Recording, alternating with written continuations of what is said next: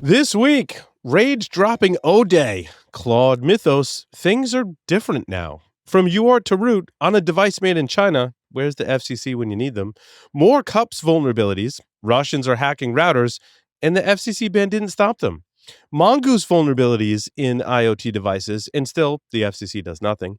Renting virtual phones, Iran cyber attacks. SHA-256 is almost broken. Catching Axios. A new Rowhammer attack dubbed GPUBreach gives you root. Windows 11 has sudo and SSH. And inside a Kubernetes scanning fleet. All that and more on this episode of Paul's Security Weekly. This is a Security Weekly production for security professionals by security professionals. Please visit securityweekly.com/subscribe to subscribe to all the shows on our network. Broadcasting live from G-Unit Studios in Rhode Island, it's the show where exploits run wild, packets aren't the only things getting sniffed, and the cocktails flow steady. It's Paul's Security Weekly. Zero trust is clearly the future as threats get faster, quieter, and harder to detect. But implementing it shouldn't disrupt the business.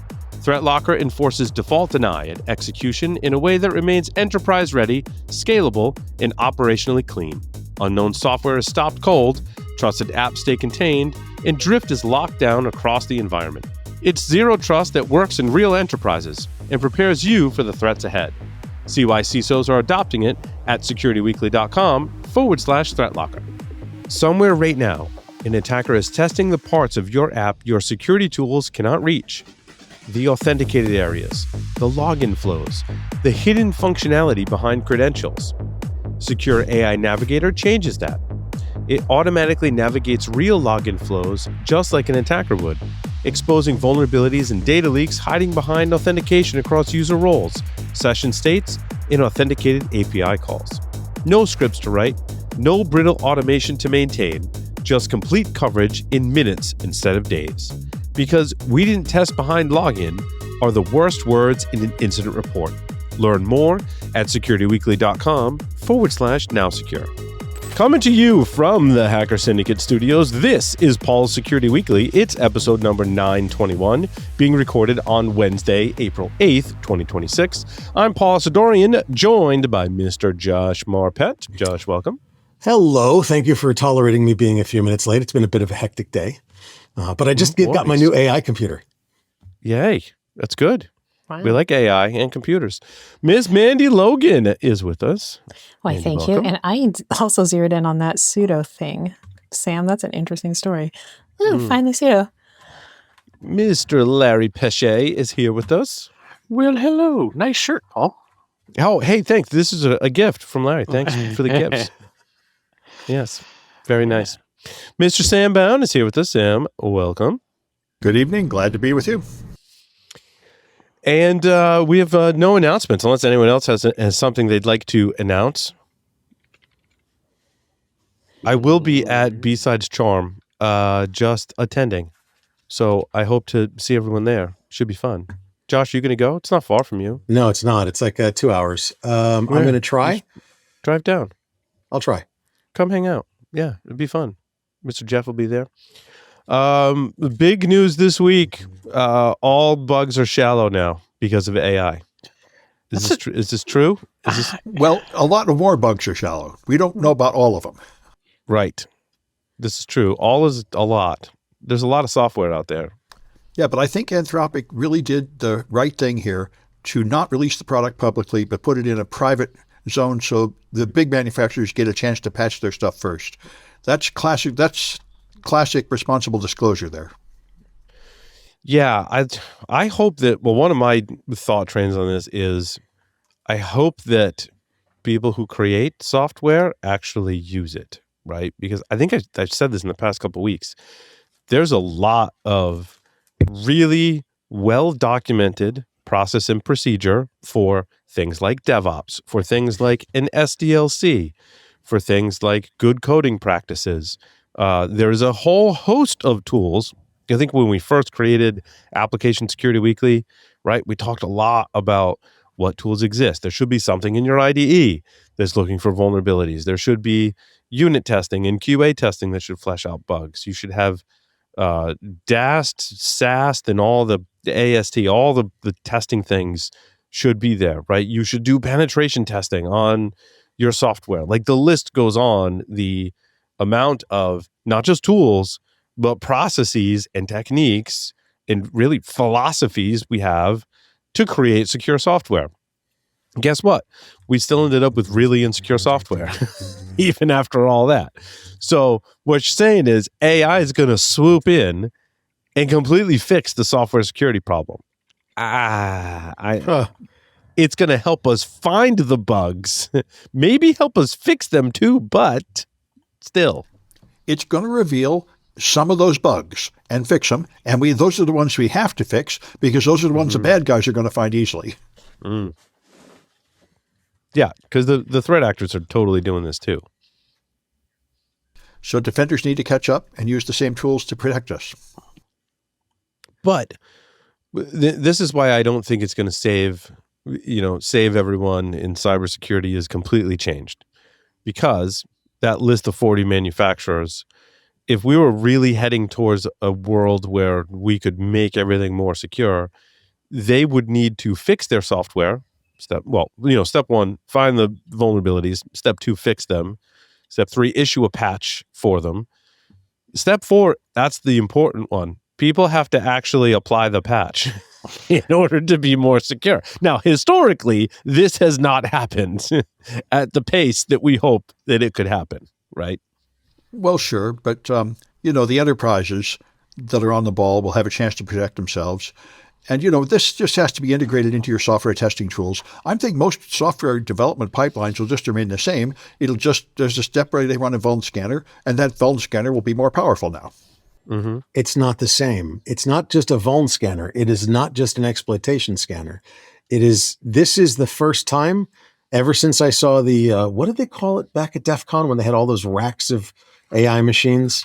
The Cyber Grand Challenge? Yeah, the Cyber Grand Challenge, AIXCC. This is the first time that I'm going to say, hey, this is just about to be automated pen testing. Yeah. Because it's chaining vulnerabilities together. I'm sorry, go ahead, Mandy. Well, no, same thing. I mean, this is the last few years what I personally have felt like it was working toward, even with the AIXCC challenge. It was, if I gave it like a summary take for those who didn't actually experience it, it felt like many practitioners and many hackers that were there at the conferences would say, well, there's no way to automate pen testing. And I go with the idea more of, we're still a forward momentum industry, and there's a lot of developments that are coming. And so the fact that we are here a couple of years later to the fact that Josh is saying it's there is pretty cool. And this goes along with kind of some recommendations I made on my stories about looking toward AI that's embedded in the data and that nopes itself out of places it's not supposed to be. These are things that are coming, and I don't think that contradicts what has been. There's a lot to unpack here. Yeah. No, I need to start drinking.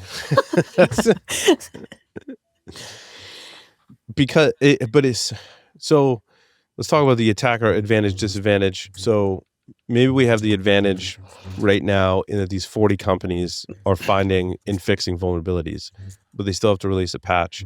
Threat actors have AI to reverse engineer the patch and come up with an exploit.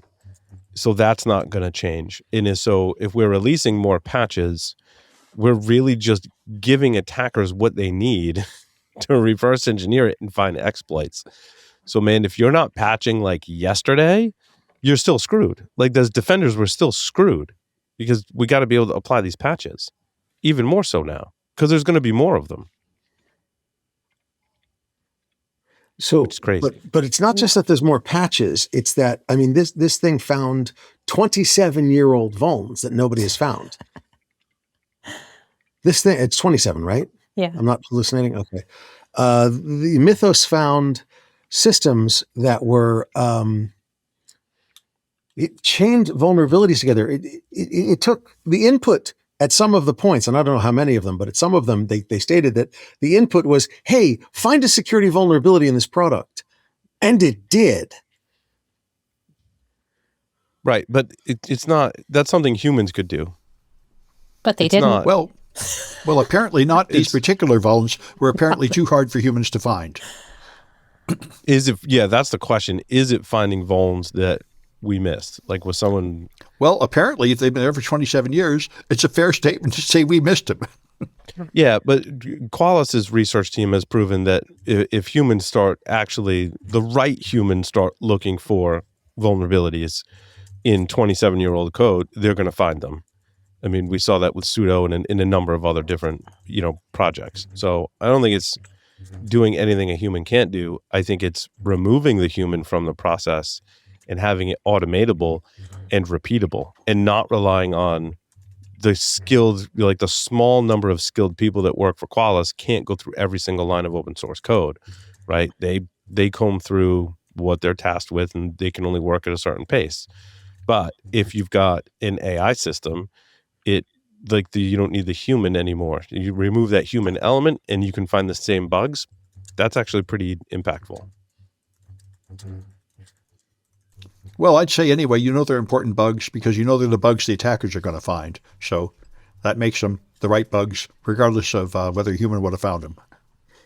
Yeah, because everyone can access the same tool set. Well, not everyone has access to Mythos, right? But apparently it's a little better at I don't know. Some researchers that are using Mythos have commented, I saw online, that it's a little better at finding bugs. So it's a more well-tuned model for that you can still use Claude Code to find bugs. And some people complain about guardrails, but I don't really have that problem if I'm telling it to go find a vulnerability. You just got to give it the right context. And I find Claude is happily, it's probably good to find a bug.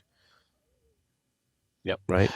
Yep. Yeah. And same, Paul. I've been finding the same thing with guardrails and so forth, or lack thereof. And I think it all depends on which tool and you're using. For example, I will find that there's some guardrails if I am using Claude Desktop, specifically with the chat portion. Yeah. But if I'm using the CLI, oh yeah, then quite honestly, that's where I'm pulling in all of my custom MCP stuff, and I'm doing asking my MCP stuff to do some dirty stuff, and it's happy. It's just happy. It'll go and do more dirty stuff without even asking. Dirty little MCPs. Dirty little MCPs. Does it have an unhinged mode like Grok? No. Does Grok have any other mode? right. You have Don't to tell turn people on that. Going back to something Josh said, so I have a question. Do you feel like there has been a change in vulnerabilities being chained together? Yes. Okay. So 5 years ago, we started seeing mediums get chained together because everybody realized humans that patch don't get down to the mediums. Okay. Well, also defensive technologies forced the hand in many different platforms because things like Android, Windows, iOS have so many safeguards in the system that they basically wiped out like whole classes of single vulnerability to exploit bugs in classes. You know what I'm saying? So it forced attackers to start chaining that stuff together in order to achieve code execution. Yeah. I don't think your point is invalid, Josh. I think it's and other some things platforms as well. Some platforms have definitely forced the hand to go. If you look at like any of the latest iOS exploit kits or Android, I think was it Maddie Stone? Did she like retire or something? Was it Maddie that used to work for Google? She was an amazing threat and vulnerability researcher. She talked about in a podcast years ago how she could actually pull the data together and show a trend where back in the day, I found a vulnerability in Android, I can exploit it. Now I'm root, game over, to now they're chaining multiple vulnerabilities together in order to achieve the same goal. So but Mandy, back to your question. Yes, for various reasons. I named one, Paul named one. There's lots of reasons out there why vulnerabilities and how they are used has changed. Okay. But there's also the fact that, and I keep going back to this talk, even after a year or two now with Sergey Bratis, is stuck in my friggin' head. His whole comment about there is an overall architecture, language of vulnerabilities. And rather than simply scratch around in the dark and find things that happen to come across, they can go, it's going to be there. Right. And when you can hold enough context in your token space, I'm using these terms deliberately, you can hold an entire architecture in there. Because as a human, I can look at some code, I can look at some architecture, I can, something's wrong, let me figure it out, and I can play with it, right? But when you can hold the entire architecture in your skull, speaking metaphorically, you can find out where all the gaps are. And you can develop vulnerabilities not based on, it might be here, it might be there, let me run a scanner on every single module, but I know there's a gap there because I can see where they forgot to drywall the corner. Does that make sense? I'm not operating with a dollhouse because I can only keep a certain amount of context in my head. And so I have to simplify it down to almost cartoonish proportions. I can have a high polygon model in my head and look and see, just look and go, there's a crack there. Kind of crazy. I'm sorry, does that make sense? Or am I just coming across as a lunatic? It makes total sense. And it's funny, I was me. thinking about that with Sergey recently too, in the last couple of weeks, and about the fabric of vulnerabilities, and it being kind of like, I think of it, and maybe he used that example when we spoke with him, but like in outer space body detection, being able to go, well, this should be here. We need to look for it because of the light that is being seen, the other factors that are there. Then it makes it easier to source. Well, there should be a star here. There should have been there's a black hole. There's other items there. So similar concept. And what I'm curious on in fleshing that out with you, Josh, are you saying that is by virtue now of the enhanced AI capabilities? That was a really big sigh. You know what? Rephrase that, because I think you asked like 4 questions in one. So, well, you're saying you're holding it inside your brain. You have this polygon, but right. Your brain is an extension because you now have AI enabled enhancement. Not just because your brain matter itself is now understanding and holding all the vulnerabilities and possible places vulnerabilities could be in your own brain. The AI is holding it in token space. Right. And the AI are going to be the one. Look, I've recently come up with this thing, and it's slightly 90 degrees from where you just were, so bear with me. But this is really controversial. We're the second or third generation of cybersecurity experts in the world. You know, some of us are the first, Sam, Lee, but Jeff. Oh, Jeff's like the zero. He's the 0th generation. The question is not, are you the first, second, or third, or 0th in Jeff's case, but is there going to be a 5th?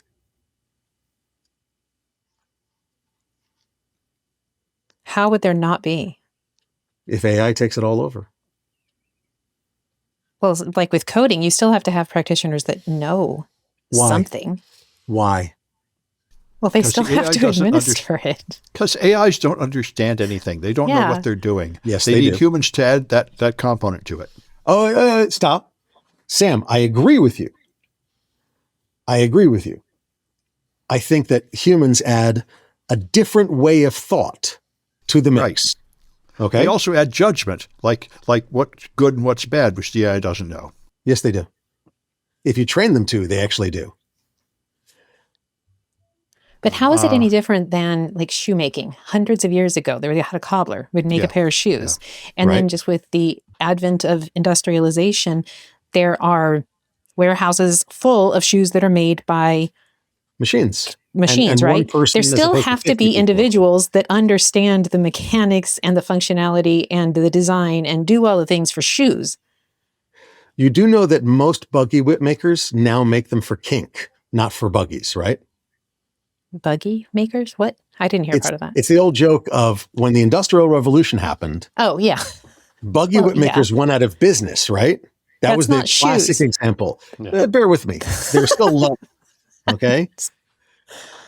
And most buggy whip makers now, very few of them make buggy whips for buggies. They're for decor. Right. They're for kinksters. They're for whatever. There's very few buggy whip makers left. For shoemakers, there are shoemakers left. There's a cobbler in a local a mall that we go to down the way. Right. It's one of those Amish malls. It's only open on like Friday and Saturday and Sunday. And it's really cool. It's actually useful because I bring shoes to them and they fix them. It's lovely. But finding a cobbler, good bloody luck. You can, but it's a lot harder than it used to be. Yeah, but to Manny's point, you still need people with knowledge. Yeah. You still need knowledge of the subject matter. I mean, I agree. give you an example. How many? Like, maybe less, right? But you still need people with the knowledge. Okay, I agree. To guide the AI.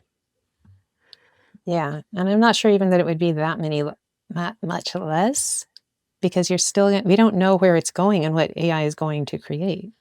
How many Yeah, I SOC don't think analysts it'll are there going to be in 3 years? Tier 1, Tier 2 SOC analysts. How many will there be in 3 years? I don't know. That might change. What's but that? there'll be something else people do. Right. Oh, yeah. Okay. Valid. But there's going to be damn near zero. Well, that just depends. We got to see how it goes. The AIs can only take you so far, and we don't know what the limit is yet. So we'll have tier to 1 see and Tier what they 2. can I do. said that. Tier 3, there'll still be people. But Tier 1 and Tier 2, there's going to be almost none. Maybe so. I'm not saying You're this in a probably right. doom and gloom way. No. But sorry. There are But other I'd say- things. But for what I'd people say to is do. once Tier 1 and And Tier I'm 2 sorry. are I took automated. it so far sideways, I think I went around and bit my own ass. But I just say once Tier 1 and Somebody bring Tier us 2 are back. automated, then they become background, and now we need Tier 3, 4, and 5. And those which will have become to be people. Tier 1. So all they're going to do Right, is that's right. move down. So then the Tier 3 are Tier 1. So then Yeah, the Tier that's right. 3 who trained for 5 or 10 years to become Tier 3 now get paid at the Tier 1 scale? Not necessarily. They still have to have the same knowledge, but you're not going to have the Tier 1 and Tier 2 going. Doesn't mean that the Tier 3, it's just you're not going to have that. So they'll have the same skill set perhaps, but they will be called Tier 1. Doesn't mean their payment is less. Well, but Josh has the rub. The question is how our economic model adapts. And if the people that are running the AIs in Silicon Valley run it, then 90% of everybody will just get ground up for Soylent Green, and they'll take all the money. That's definitely what they want to do. The question is whether we have any government that would actually enforce something like socialism. Don't use the human meat directly. That's how you get trichinosis. You use it as compost. Very important. Well, yeah, okay. But that's the point. That's a political question, how we're going to distribute the money. Yeah, and certainly the current people leading it would like to distribute the money by just taking all of it. Thank you. Well, and even if all of the poor people were killed off, then wouldn't the least wealthy just be the new poor? And very, very unhappy about it, let me tell you. I only have one planet. Elon has 2. I can't survive this. Wow, we went off the rails on that one. Sorry. Okay, so vulnerabilities I'm get not chained sorry. together more readily now, is what we're saying. Anyway, before all that happens, we have the usual vulnerabilities to discuss. Yeah. Somebody grab a story, because I'm like, I just... Well, I think Shaw is toast. Oh, yeah. Okay. So they have collisions now, right, in Shaw? What's the gist of it, Sam? Well, they have collisions in SHA 1. They only have collisions in a weakened version of SHA 2. But it's pretty far the way there. It's like, 57 out of the 64 cycles? So they've almost got a collision in SHA 2. Huh. They've almost got a This is collision. how you do it. You weaken it by doing a few fewer cycles of computation, and you measure the security depth by how many cycles you have to weaken it before you can get in. And they're like 93% of the way, 92%. 92. Yeah. So that's not good. If they're able to crack one that does 92% of the calculations, then probably within a couple of years, you'll have a full collision in SHA 2. So we really have to move to SHA 3, and that's why SHA 3 was there all along. They said, there might be a problem with this SHA 2. We better have SHA 3 waiting. Don't use a green background for your website. Good grief, yeah. Yeah. Wow. And It's just painful to look at. I mean, come on, 2003 called and wants his website designed back. Yeah. Oh, I didn't even notice that. I just cared about how many cycles, Priorities, Sam, priorities, right? Yeah. But anyway, I'm very surprised because I thought SHA-2 was pretty good. But apparently, I didn't quite understand their explanation of how they did it, but they apparently really did it. And by the way, one thing that's going to fall is Bitcoin. Oh, that's Bitcoin is also based on elliptic curves, which they have to knock it off by 29. So the Bitcoin development community needs to get over their inertia and move and upgrade the cryptography in Bitcoin. I wish I understood the cryptography and the math to understand the methodology of how they broke it. Same. I don't. Yeah. Yeah, I didn't either. But the I- results I are hope, easy to understand. I hope Security Cryptography whatever does an episode about it. They're the experts on that publicly share their knowledge, which is awesome. So they made new theorems. Yeah. Well, Well, they didn't do it with AI. basically it means there is a potential for a collision. And wasn't there, but we've seen MD5 collisions Yeah, we can used make in the those easily now. wild, right? This isn't just some like theoretical thing. I want to say it had something to do with Stuxnet and what was the follow-on to Stuxnet? And there was some MD5 hash collision in a Microsoft update that they exploited. That was in the Kim Zetter book, I think. Well, I know they exploited a CA, I think Verizon, or Right. no, VeriSign. VeriSign. With a hash collision. Yeah. They managed to forge a root certificate because it was protected by MD5. So this is something to pay attention to. I mean, well, I talk a lot about, given my day job, right? A lot of bug classes and vulnerabilities that I'm like, this is awesome research. Great, like theory to practice. Like you would have a proof of concept. I'm like, but I don't see it being used in the wild, right? GPUBreach, Rowhammer, GPUBreach is one of them. Well, we just got everybody to move from SHA-1 to SHA-2, and now we're going to have to tell them, you got to go to SHA-3. So we're going to look like the boy who cried wolf here, but that's the way it is. But Josh, this is why I love the C bomb or the cryptography bomb, right? And the methods that you can employ to analyze a system and go, what is it using and what's the risk to my environment, right? We have to be able to unpack these things and determine, is it using which SHA method is it using, or is it using MD5? And is that impactful? And usually it is, right? It's a problem because if you don't know CIS1, have an inventory. If you don't have an inventory of your cryptography, of your software, of your data, if you don't know what you're doing, don't know what you have, you can't protect it. End of story. So inventory all the things. Actually, I need to make that a sticker. That's actually a good one. I need to make that all with the S-bomb and C-bomb and AI bomb and everything. Wait, what was it? State again. I was looking at inventory all the things. Oh, inventory. Oh, yeah. Okay. But this comes down to updates. So one of the things I'm doing is building a lab at work, and my targets, I want to be vulnerable because I want to test vulnerabilities, exploits. I want to test detection. If an attacker were to exploit that vulnerability and do something, okay, what can I do to detect it, right? This is why Claude Code often doesn't argue with me in the lab about things I shouldn't and should not be doing. I'm like, I'm really legit building detections for this stuff. And so Claude's like, okay, we'll happily go on our way. But when you get into some of the older, like appliance images, they use older cryptography. Some of it's so old that whatever tool that you're using, could be an SSH client, could be whatever cybersecurity software you have, like just doesn't have that library to speak the older version of SSH or the older version of SSL to be able to communicate with it. I'm like, well, I'm kind of stuck here. Like, do we need options in our defensive stack to be able to interact with that stuff? Because if I have an older version, yeah, it might be an old version of SSH, but like I still need to test it. It's still in my environment. I still want to know if it's hacked or not.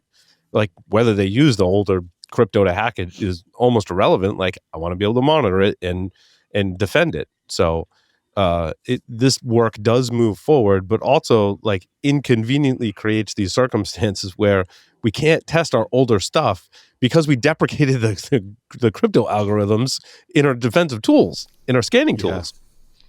You know, I've got a student that keeps wanting to secure things by using old stuff like IPX, SPX, and says nobody will be able to hack it. And there is some truth in that. They're onto something there. I mean, that was a malware thing, malware archaeology. There was a malware thing where if you used old versions of malware or C2, the modern EDR or AV would not detect it because they were so highly tuned to detecting like what's new, what's the latest thing, that older stuff like regression testing fell off. One of the things that you can do with something like Claude, in fact, we started doing some of this at work, is you can build a test harness with it. Like it works great for automation, right? So you can say, take this system, then one by one go install every different version of software on it. And oh, by the way, as you do that, go run every single whatever scanner detection against each version, and then give me a matrix of where everything failed. And you might find that older versions of your software or older versions of that software have bugs that were lost in regression, right? So I think while the Mythos stuff is interesting, the use cases that we can have as defenders, whether you're defending an infrastructure or working for a cybersecurity company making software, we have to adopt this technology for stuff just like that. For QA stuff, I mean, this automation with AI can build is just, it's awesome. Insane. Awesome. It's absolutely insane. Well, I want to mention my story number one, which I thought was the most important before I saw about the Shaw one, which is a question I've been talking for 2 years on this podcast is, since they're poisoning the supply chain and you're getting a legitimate update from the real provider and then it's got malware in it, what are you supposed to do? And this guy solved it. And it's incredibly simple. He wrote a tool where every time he gets an update, it runs a diff and it feeds the diff into an AI and says, hey, does this look legit or does this look malicious? And that turns out to be very effective. And he found out about supply chain attacks in real time with alerts successfully this way with 0 false positives. That's also what we do at Eclipsium, by the way. It's the same kind of thing. The right thing. To detect it's the right thing to do. It's a tried and true method of detecting supply chain stuff. And I mean, LLM integration is hugely useful in that scenario, right? Well, it ought to be some default tool built into all our operating systems to check every patch this way. Mm-hmm. Or it ought to be part of our endpoint detection response or something. We should all be doing this immediately. Yeah. The problem is you need tooling to be able to automate it and do it at scale, right? You also need what helps in that is a source of truth, right? Which is why we, at my day job, we collect a bunch from, Josh and Larry the same way, right? You collect the official images over time. And then there's lots of techniques that we collectively do, similar to what Elastic published, where you can go basically train an LM to go, help me discover what shouldn't be here, what doesn't look right. Well, to be fair, your antivirus product could just query an online database of all the patches which they test in the cloud and just tell you which versions are known good. That would be all right. Yeah, we just still need to, knowing what's good and what's bad, though, we make it sound easy. That's hard, right? That's where you need some of the smarts from an LLM to help you suss it out. You need specific model. I mean, we have engineers that are implementing very highly specific models to do, like, how do you detect the X? We had a post, I think we covered on the show, right? How to detect the XV backdoor. And it's very specific models that are, you basically, and this is nothing new, right? We've been trying to do this for a long time. Like, basically give it a binary and tell me about the behavior, right? I mean, AV is that we've all done this for a long time. And new AI models are really great at this. Tell me about the behavior. Is it behaving the way it should? And you give it some context, around it. And you go, no, that behavior's not right. This firmware might have a backdoor in it. And you're right, Sam. We all need to be doing this because there's a huge problem we have today is we take software updates from all these different places. And again, like you said, even if everything checks out, even if it's signed and validated and encrypted the whole thing, if someone was in the supply chain and dropped some malware in there, how would you know? Yeah, I mean, to be fair, not that everybody needs to know how to do this. Everybody needs to buy a product, like some kind of AV type product that does this for you. Correct. Yeah, and there's also, like, once you know the platform, there's easier checks to do as well. So, like, let's say there's a platform and you're like, well, this platform has 0 Go binaries inside of it. And all of a sudden there's a Go binary on the system. Well, that's in a lot of threat actors that I just saw one today that was written in Go. and being deployed. It was used against endpoint or network edge devices, and they started seeing it on Linux cloud servers. But it's a Go binary that's malicious, and I've seen a bunch of them. I've seen them in a honeypot too, right? But if you've got a platform and you can do that like binary level analysis and go, wait a minute, that system never used this particular language or framework before, and now all of a sudden it does. Was that official from the update, or is that a potential backdoor? Those are some easier things. I imagine your AI will just rate like how malicious is it from 1 to 100, and anything above 50 we flag, and other things get through, that sort of thing. Well, and I tell you, malware analysis in AI is just wonderful. It's unbelievable because it has that ability to do a lot of correlation, and that's like what you're talking about, Sam. That's essentially what you're doing, right? Like, based on what this system is, what's different. I did some analysis. My friend got ransomwared. Probably should have walked. Yeah, he ransomware. And he gave me one of the drives for analysis, because what he told me was, he was like, dude, what would make a system like go into the BIOS and then like not be able to boot? And I'm like, oh, I'm cracking my knuckles. Let me explain to you how the boot process works on modern PC architecture. And I'm like, if it can't read the bootloader, like a number of different things could have happened to lead up to that point, right? There's like stuff that's not necessarily malicious, like your bootloader volume could become corrupt, or a system update made a bad entry in the bootloader. I'm like, the BIOS defines where the bootloader is, that could have become corrupt, or a malicious actor could have done it. But the answer was even simpler. When I pulled the ESP partition, I noticed that all the files on the bootloader had an extension. I forget what it was, but it was like the ransomware encryption extension. And I think what happened, I haven't analyzed the rest of the drive, but I think what happened was they misconfigured the ransomware so that it encrypted the files on the ESP partition. So when the BIOS went to boot, it couldn't access the bootloader because it was encrypted. An overachiever. Yeah, it was an overachiever. Yeah, I'm like, that was a good ransomware. If you were just looking to take out the company, works great. Encrypt the bootloader. It's great. I'm like, that's awesome. That's denial of service at its finest. Yeah, but you'd probably like to pop up a ransom note with like a Bitcoin address. Yes, correct. So for ransomware, not such a great strategy, because if you're just sitting at a BIOS screen like unable to boot, that's not telling you have ransomware. So, but I used Claude to like tell me that. I'm like, what shouldn't be here? Like, you have an ESP partition, you can go figure out what shouldn't be there.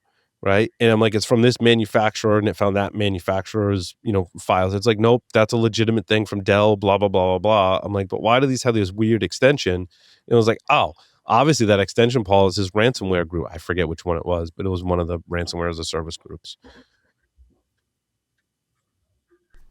Well, I'd like to hear your take on the Rowhammer attack. Yeah, this is, it's an interesting one, right? So this is the new GPUBreach. That's what they called it. Much better website, by the way. Not green? Come on.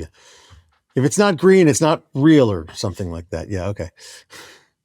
What got me was you can actually get a shell from it, right? And I'm not intimately familiar with all the details and mechanics and how they do that, right? But it's obviously using the bit flips. Similar to Rowhammer, but they're manipulating GPU memory as opposed to the system memory, which makes this attack somewhat unique. Yeah, corrupting GPU page tables. An unprivileged CUDA kernel can gain arbitrary GPU memory read-write.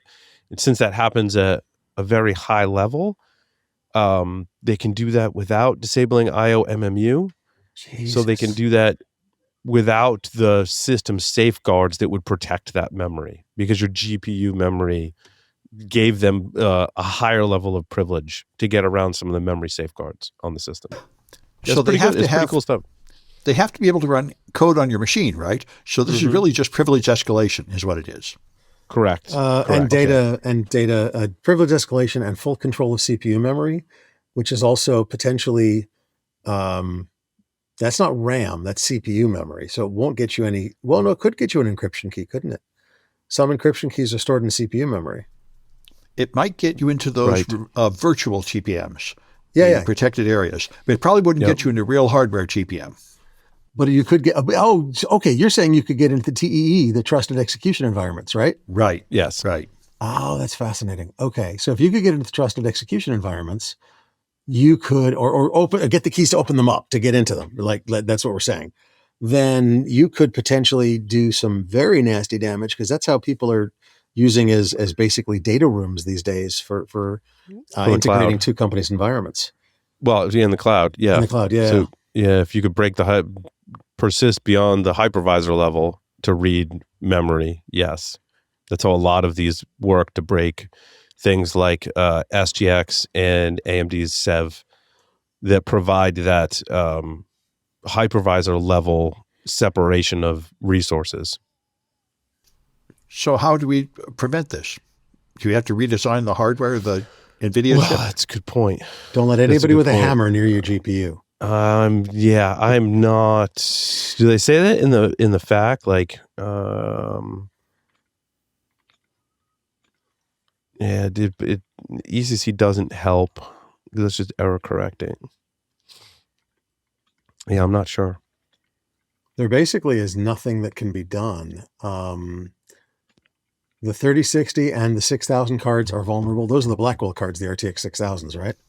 Well, this Ars Technica article says changing BIOS defaults to enable IOMMU closes the vulnerability. Okay. So that sounds good, although I don't really understand it, but I think you do. It's disabled by default. That's the problem. You have to actually take action to make that correct. And because it's if you use IOMMU, it has a performance penalty. So this reminds me a lot of Spectre and Meltdown, where you can mitigate it, but at a performance cost. Yep. I thought it bypassed IOMMU. Yeah. This one works with IOMMU enabled. Oh, shit. Never mind. Yeah. He might have been referencing previous works. So there were previous works that were thwarted by IOMMU. Yeah. They say that's like what is IOMMU? It's like a table that it locks down. There's locks down your memory. It locks down your memory. So it where was it? There's actually it's a hardware component that translates device visible virtual addresses to physical memory addresses. Yeah. It can be used to make certain parts of memory off limits.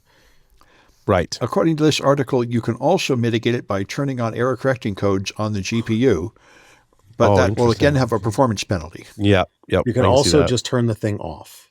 Sorry, I couldn't resist. IOMMU prevents DMA attacks, if that helps clarify. Where are my coworkers when I need them?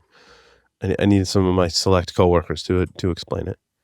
You need to tell them they're on call for this show. Come on, man. I know. Jesse, we need Jesse to come on the show because he could explain off the top of his head. He's awesome. You could have an AI bot in here that knows everything, powered by Grok or something. That's what I need to do, is I need to get Jesse's brain inside of an AI bot.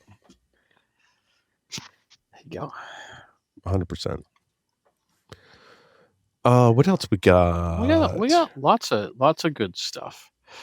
Larry, yeah, you've been quiet. Yeah. I've been trying to figure out how to get my 3 hours of my day back. I did 3 hours on a pen test and my VM crashed and lost a bunch of work. Yeah, I got it back though. I was really smart when I wrote that MCP to include memory. So snapshots for the win. Yep, pretty much. What's the thing with the virtual phones? Yeah, that was interesting. Honestly, I put this story in 3 weeks ago, so it's been a hot minute since I've read it. But the big one was that if I recall that doing virtual Android devices, virtually was kind of interesting. But the folks are trying to break banking apps and do authorized push payment to Money Mule's accounts, and getting that accomplished by doing social engineering to have the users reveal one-time passwords, and they just need a device to be able to perform that attack from in an automated fashion. So instead of using actual physical hardware of phones, they figure out how to automate virtual phones effectively. Yeah. So, quote, as they said, pre-warm devices. So a virtual phone that appears to be a phone to the banking app running in the cloud, with banking apps, registered credentials, small transactions. So telemetry is accurate, and like they're creating a real phone. So all that background data looks to the banking app like it is a legitimate device and has been used. So That's crazy. my incredibly annoying memory has come in handy for once. Hang on. Where's the chat? Public chat. There we go. I am going to drop this in. There's how you get one. Nope, that's wrong. That's the wrong link. Hang on. Don't click that link. No. That's okay. Hang on. That's So my there's phishing link. there's actually there we go. You go to Alibaba and you buy that sucker right there, and you have 20 phones that you can put in the cloud. Ooh. Is that scary, or is it just fun? Oh, that's actually a hardware. That's not a virtual. That's hardware, but it becomes virtual phones if you when you give access to it. That's the pretty backbone awesome. of the virtual phones. Yep. That's the hardware that does the virtualization or the cloud-based phones. Yeah, you can go and buy a gazillion different SIM cards and then throw them in these things, and you actually have real SIM cards in real phones that you can then farm out across the cloud to people that want them. Now, can you And virtualize phones? the hardware is just the same socks that are used in the phones on a board, basically. Basically, yeah, exactly. But Nice. like it's crazy. This is also, by the way, how they build those like the karma farming farms. Yeah. Yep. But yeah, they're easy ways to, and I asked them, they're like $1,400 for one of those. So for that doesn't include the SIM cards, of course. So, but they will include the SIM cards if you want for an extra price. I didn't ask how much that was. But like, it's terrifying how easy it is to set up a disinformation factory, renting phones out to scumbags, whatever. And it sounds like they can put games on them, and then you like somehow scam people to steal their in-game credits to make money. Yep. That was one of the the attacks scams, on it, dude. right? Yeah. They also said something about banking apps in this article too. Yeah. Yep. Again, same sort of thing. Convince a user to give up their one-time PIN for their banking app, and then they already have the banking app installed and can log in as that user. Oh, I see.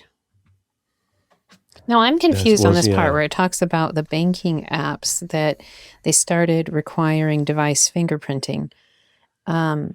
So how are the pre-warm devices going around the fingerprinting being required for the banking apps? My understanding, Mandy, is that, and that is part of the trick, is that these devices pass all of the fingerprints for a real device. Right. It passes the like the attestation API. Like Android has an attestation API, so the banking app can go, am I running on a real Android device? What capabilities and security does it have? Does it have is it jailbroken, or I'm sure Apple has the same thing, right? So the apps like Netflix, for example, will attest the system and not run if it's running on something that could be virtual, or it could be like not official Android that has the safeguards and protections. And Netflix does that to thwart piracy. Banking apps would do that to preserve the integrity of, and prevent fraud. But if you've got a full virtual Android, so it is real Android and it's virtualizing all the hardware and all the device IDs, you could probably get around that. So that in my thinking isn't, I don't know if the article talked about this, but like, let's say you put up a virtual Android device and everything about it is air quotes real, it'll pass the attestation and let you run Netflix on it. Now, my issue was when I first looked at it again, I thought about biometrics fingerprinting, not device fingerprinting. Sorry. Yeah, the device. Yeah. Oh God, I totally got that backwards, Mandy. I'm sorry. I think my device finger, it's like the hardware, all the hardware stuff. Yes, right? that makes CPUID, complete sense. all that I stuff. just had jumped to something different. But you know what, Mandy? If you had that question, probably 12, a couple dozen of our listeners had the same question. So Yeah. Yeah. So a real quick one. Unless Sam had another comment on this story. No, not this one. It's just another story. Go ahead. Yeah, no, real quick one, which is one that keeps coming up and is sort of near and dear to my heart when we've talked about metadata for me in I don't know how many years, was my story number 8. Here's how not to leak military information with your Strava run. Like, Wait, again? Again, yeah, I can't believe this is still happening. Yeah, like what was it? Back in the Gulf War, we had folks or thereabouts using Strava while they were doing their patrols around the bases and all of those types of things because they wanted to log it as exercise activity. But this particular article is apparently a soldier who was jogging while on deck of the aircraft carrier Charles de Gaulle. While the ship is while the ship is underway, and then you could see where. Look at that run pattern. Oh man! Yeah. No, exactly. The ship is moving while he's running, so it's tracking all of that. And it's just, oh my God, again? Jesus Christ, people. I mean, like, okay, actually, so think about this going forward. What happens when they're implantables? I can't just say take off that Fitbit and throw it overboard, soldier. It's stuck in the skin of your glutes or whatever. We got to scan all our people now for implantable fitness monitors. It's in your brain. That's the next generation. Yep, it's in your brain. What was that Amazon show? What was it called? The Feed. The Feed. The Feed. That was great. I love that show. I feel like Mandy and I are the only ones that have ever watched that show. I know, but it's so freaking good. We've had this conversation before, but it's still. Everyone should watch that show. It's on my list. It's on my list. It got lost in the archives. It's a great show. Like it's so worthwhile. That was very Black Mirror-ish, wasn't it? Yes. It was more focused on like more practical technology. Yeah, it was basically the premise is your smartphone is implanted in like your brain, in your brainstem, and you can't remove it. So there's a company like Meta, I think that's kind of what they were going after, that makes the implant, makes all the money, and basically controls the world because they make the brainstem implant that is basically your smartphone and has everyone addicted to the feed, right? People get consumed with the content, just like Meta wants you to be consumed with the content. So it was very much grounded in that aspect of reality. But the thing, like a smartphone, you can just turn off, put it in a drawer, forget about it. This thing, they in the show, they show people like trying getting it removed and suffering dire consequences from having it removed. Yeah. It seemed like this. Now that you're saying it, seems very much like an expansion of a couple of the Black Mirror episodes, where similar types of things were like that. Yes, and then they suffered massive withdrawals when they actually removed it. Right. No. Well, I like your story number 9, Larry. How about this Delve? I want to hear about it. Oh my word, Josh! Did you hear about Delve? No, Delve. Oh God. Yeah. Oh God. This is so embarrassing. I've heard it, but Delve has been a company for a long time, right? Yes, and apparently they've been doing the same fucking report for a long time too. They literally had one report, and they just kept rubber stamping it. Nobody freaking read it. Yeah. So, but the background, Delve is a company that does compliance So you tell them, I want to be ISO 27001 compliance. And they say, great. We'll come in, we'll ask you a bunch of questions, and we'll issue you a report and give you some recommendations about how you can be compliant. And turns out they'd ask a couple of questions, and they go, cool, here's a report. And another customer show up and, search and replace company name and report. Here's your report. Is Delva a services company? I thought it was a software company, or is it services? They would come in and do your assessment. Okay. Interesting. They flagged it because of how little actual work any of the teaming together different clients had to do to become compliant. They're like, compliance is easy. Just hire Delve, and they just put a rubber stamp. You're compliant. Hey, we're compliant now. Oh, it's great. God. Where's Jeff when you need him? So who audits the auditors? Exactly. Quis custodiet ipsos custodes. Yeah. Apparently, who auditors the auditors is the case of the community when all of their data and spreadsheets on their customers and their output gets compromised and then released to the internet. Ever feel like your network infrastructure is stuck in the past? Meet Meter, the company reimagining what it means to get and stay online.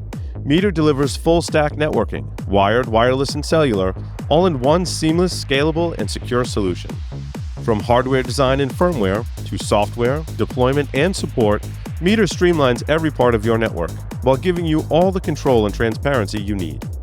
Whether you're managing a branch office, retail stores, or a massive data center, Meter gives you performance, reliability, and the visibility you need to stay in control. Thanks to Meter for sponsoring. Go to securityweekly.com/meter to book a demo now. That's securityweekly.com/meter, METER. Oops. Yeah, I like the question we pose: who audits the auditors? Right? We need to have systems of checks and balances. My kids play soccer, right? And I don't know if you're in tune with the state of refereeing in the sport of soccer in the U.S. I'm sure it's similar to other sports as well. But like in soccer, there's always this thing, right? Especially my kids play competitive soccer, and there's not enough referees to go around, which maybe that ties into our CISA story for sure, right? Like there's literally, I think even in our small state of Rhode Island, they're short like hundreds of referees. Like they need hundreds more referees. They're underpaid, and they have parents yelling at them the whole time.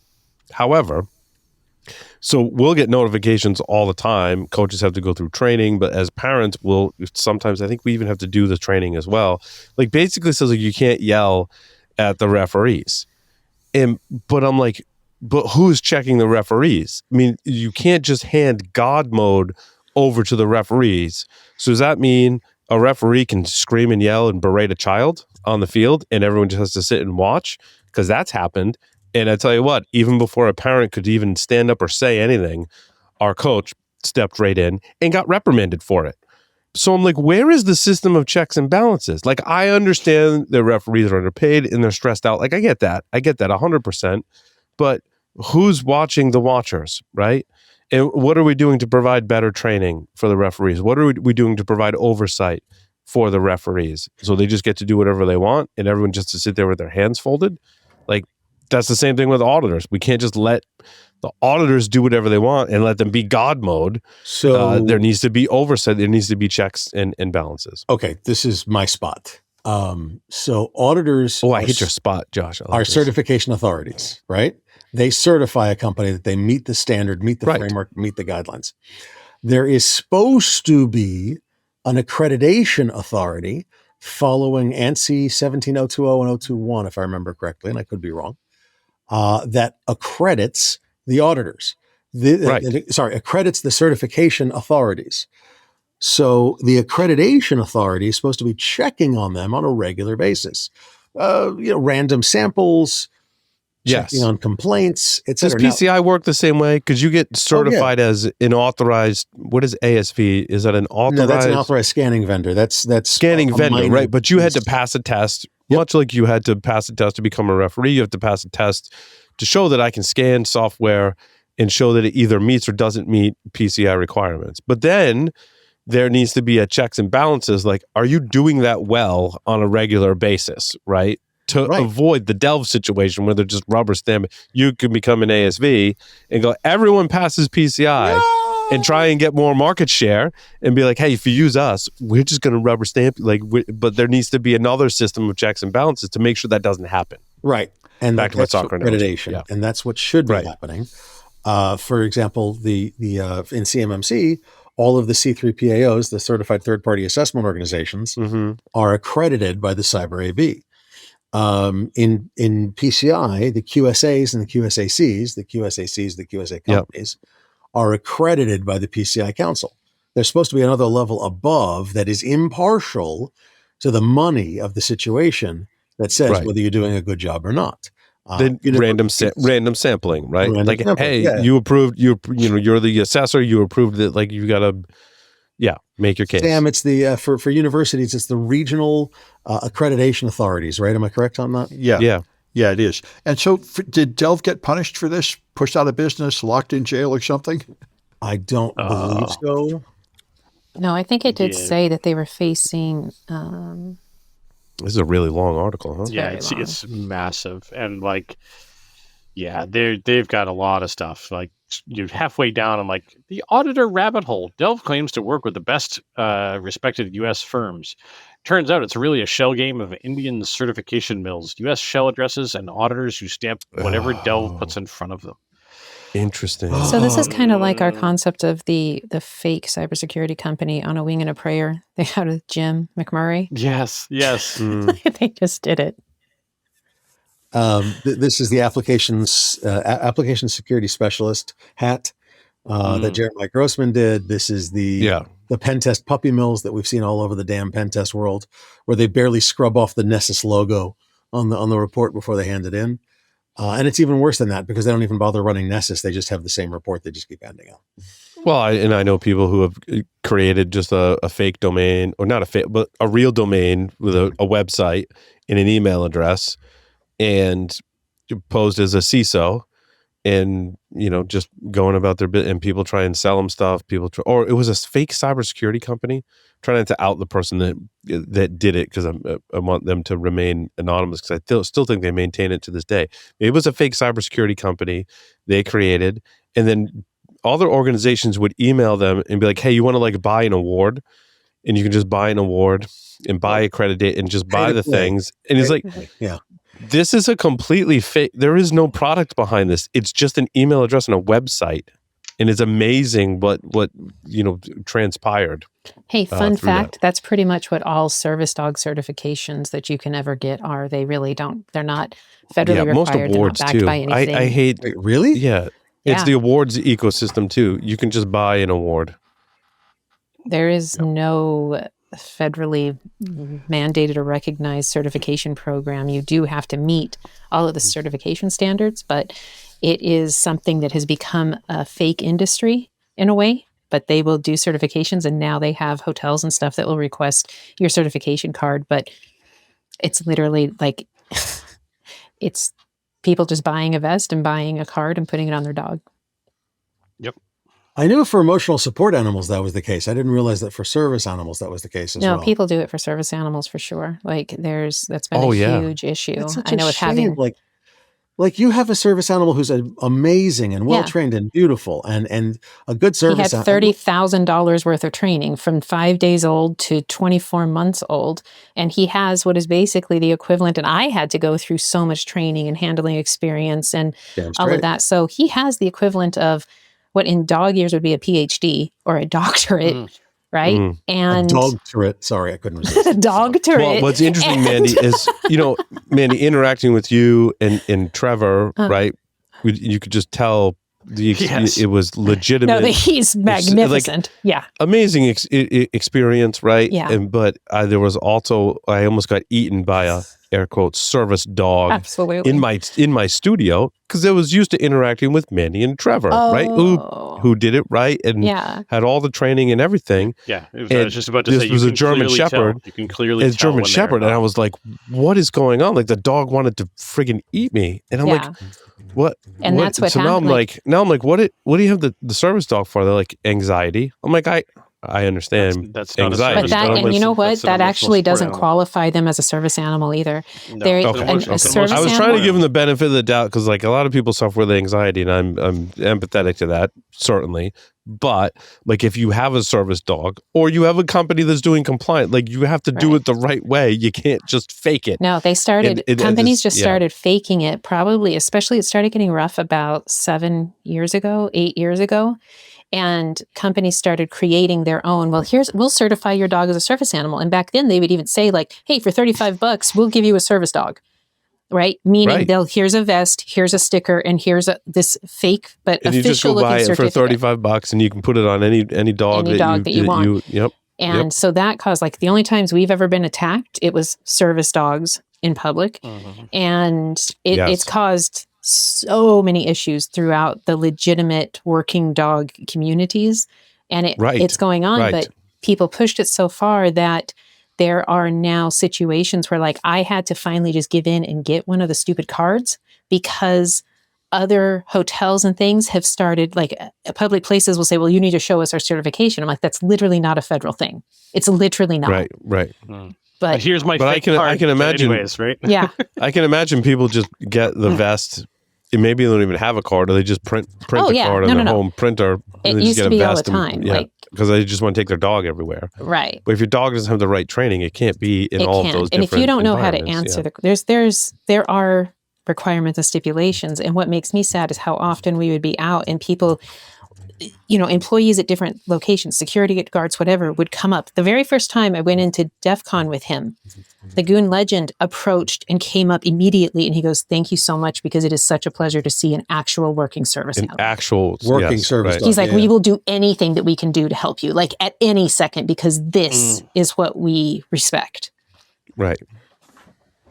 It's interesting. At RSA, one of the principals at Cyber Risk Alliance has a Frenchie as a service dog. That Frenchie is incredibly well trained. Yeah. That is an actual service dog. Yeah, she is, because we've done a lot together at conferences. It is also the most adorable thing in the world and loves belly rubs beyond all belief. Mhm. So, like, she put him on break, and he was like, "Love me." Oh yeah. Oh, they talk about that when I would take Trevor off work duty. Same thing. There's still a lot of people, like at CRA and stuff. That's what they look forward to. They're like, "Can we have happy hour with Trevor?" Like when he's off duty. And I'm like, "Sure." It's happy hour. Oh, dude, it's full. Like We were creating a Slack channel, and my boss recommended that we call it the party line, right? For this specific aspect of our product, the party line. I was like, dude, I don't know that everyone's going to get the reference. Nope. Barely. And like younger people, I was like, wait, we used to have these things called telephones that were connected to a wire in our homes. They were connected to wires that it was all interconnected. And then you would go on the phone system and you'd create a number and we'd all dial into that number and we could all talk to each other. We call that a party line. I only knew of it because of watching like Lassie as a kid, like watching old. Nice. Yeah. Paul, we had something similar happen at work yesterday. Josh, you would find this hilarious. We were on a call with a bunch of lawyers, and one of the That's lawyers always asked, hilarious. and I mean, they're good lawyers and they're good natured Okay, lawyers. Our internal counsel, Eric, being one of them, and Paul and folks have met Eric and know he's a hoot. But we're on a call with a bunch of lawyers, and myself and one other person not being a lawyer on that call. There was a thing about like how old are some of you people? We have this barrier, we have this bar that we set, and the question was, do you know who Richard Marx is? And it like came out of the blue because the lawyer was talking about math, and I initially thought like, is he talking about a person named mathematician? Richard Yeah. But and No, then he's a and comedian. I'm like, wait, he's no, the guy who goes, "Hey, so what do you think about this?" no, he's a musician from the 80s. musician. Yeah. Oh, It's like, fine. I have not even a thought. I'm like, I don't have a clue. Exactly, and like half Who's of the people, who's the comedian who's annoyingly Jewishly? half of the people, half of the Gilbert people on Gottfried? the call, Sarah Yes. Silverman. Close. No, male, long hair, not long hair, like like Josh. like me. Yeah, very long hair. I'll look at All it. right. Anyway, go ahead. Moving on. What about Mandy's story number 3? Oh yeah. Oh man, do you have more stories? I didn't pick up on. I only saw one earlier. I apologize. That's okay. Mine all kind of followed a theme. Whereas I was going through stories and looking ahead. Each of these, if anybody, when you do look at the show notes and look at the stories, these strike me as key parts of what is coming, like what is already here, obviously, but the things that need to be paid attention to in the next couple of years for sure. So this I would love your input. The part of the reason I brought this up because this the title is Innate In should have more than one CISA Kev entry. And this I found interesting because I want to talk about how CISA was calibrating urgency around the automation tools. Here we have, and going back to chaining vulnerabilities together, there was one vuln that was 2025-68613. It made CISA Kev March 11th, but it chains with 2026-21858. And this is where I want you guys to dissect and go into why this feels like it should definitely be a higher category because of how it chains perfectly. And you're talking about chaining being more common. So is there something that can be done in administration that would move this up in criticality? Okay. Yeah, so it's interesting, man. So the one that was added to the Kev is the authenticated remote code execution. Mm-hmm. However, there's CVE 2026-21858, which is enables unauthenticated RCE, which speaks to me as an authentication bypass. And I think the bigger question that you're raising, Mandy, and VulnCheck is as well, who's an awesome company, by the way. Absolutely. Patrick is amazing, Patrick Garrity. And Jacob Baines, who is the person who wrote this article. They're doing awesome work. So VulnCheck, Katie's awesome.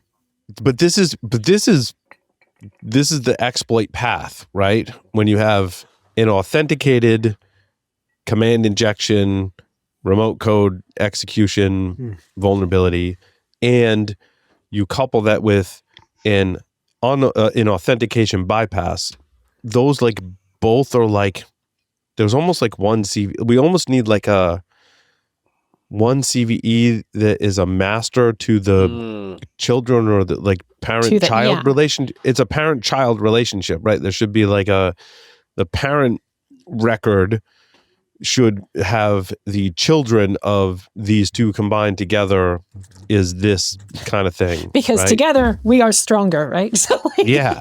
And we've talked about this on the show, like there's so many examples where attackers can pair these together. So if you're authenticated to the system, when you score it on whatever CVSS you're trying to score it on, it's going to score lower, right? It's probably not going to be critical if it requires authentication because that weights the score.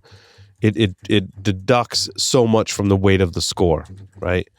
But if there's another CVE that exists, there's no way to correlate those together. Like I've had these conversations with the folks at MITRE, Microsoft, like anyone who's been involved with vulnerability tracking and database stuff. It'd be interesting to get Jericho's take on that as to how we combine these together and score them differently, right? And the question is, which one should end up on the known exploited vulnerabilities list? In my mind, if an attacker's exploiting both of them, and we've observed that, they should be on the Kev. It checks all the boxes. Like there's a CVE for it, and it's being exploited in the wild. Right? To the big check boxes, they put it on the Kev. And there's a patch because it has to have a patch to be put on the Kev.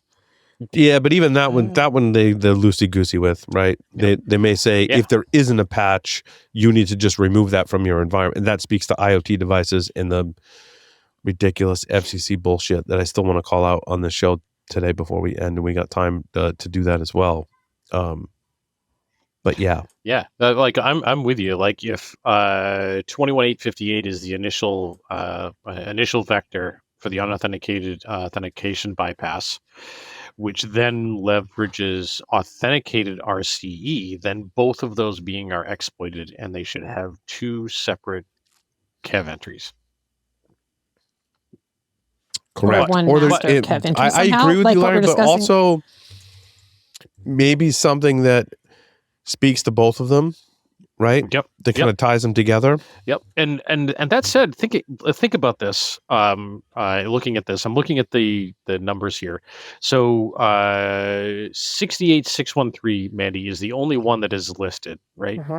Yeah, March 2026. But it's from 2025. The new one is a 2026 CVE. So I'm wondering if the only reason why it's not on the Kev is because of the shit show that is CISA right now and their backlog. Very fair. That's I would agree. I can consider the same thing. Yeah, But how many other times have you seen situations like this in the past whenever CISA didn't have such a backlog? That's a good question. That's a good question. Well, with the system, with the cuts to the budget that are happening now, the backlog's just going to get worse, for God's sakes. We predicted this, by the way. There's a lot of things that a lot of things we predicted, but when Trump took office in his second term, 24, we all of us on the show, you can go back to the recording, we were like, man, CISA's in trouble. Oh, yeah, no shit. Okay, so then like we're flirting with the political line, but we knew we weren't the only one saying it. We weren't the only one saying it. We knew CISA was in trouble because of the election stuff that happened in the first term of the Trump administration. And we knew that there was no grounds in reality that CISA was in trouble because it was just a political thing that CISA kind of pointed out that the election was fine and that pissed off the Trump administration. And so we knew the political, like whether it was good for the country, that's the thing that really grinds my gears. Like, let's do what's good for the country, right? But this is not the case. We just got an axe to grind with CISA because they messed up, in their minds, they messed up the 2020. And this is what one of my articles talks about this, number 4. And so now here we are, however far along we are in Trump's second term, now we get the axe, right? Like they're in the target that's on CISA's back that they're trying to exploit. And they're like, we would just want to cut another $700 million from CISA's budget.